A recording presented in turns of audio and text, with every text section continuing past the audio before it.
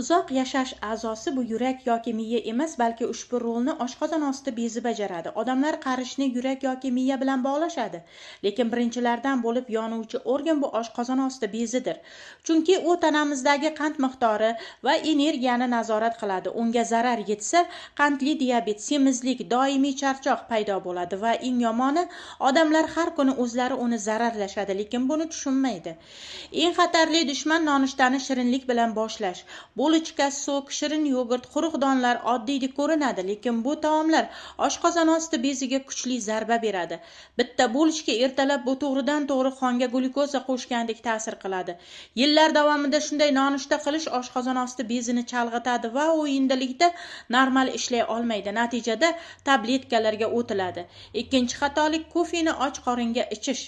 Siz o'ylaysizki, u sizni energiyaga to'ldiradi. Aslida esa siz oshqozon osti beziga kislota quyapsiz va stress gormoni kortizolni ishga tushiryapsiz. Bir mijoz shunday degan edi: 15 yil davomida birinchi ishim kofe ichish edi.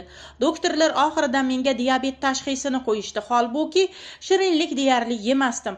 Gap faqat shakarda emas, balki doimiy stressdadir. Uchinchi odat tinimsiz perekurslar.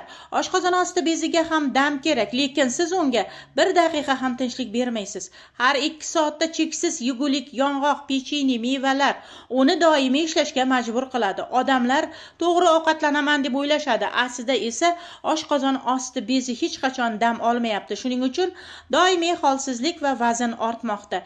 Eng yomoni, bu organ og'rimaydi to kech bo'lmaguncha. Yurak signal beradi, miya belgilari seziladi, lekin oshqozon osti bezi jim turadi va tashxis qo'yilganida kech bo'lib qolgan bo'ladi. Siz ham shunday xatoliklar bilan yashayapsizmi? Kimki bu haqda o'z vaqtida tushungan bo'lsa, faqat 2-3 ta ertalabki odatini o'zgartirib, o'z energiyasini 10 yillarga saqlab qolgan. Marhamat, batafsil ma'lumot Telegram kanalimda.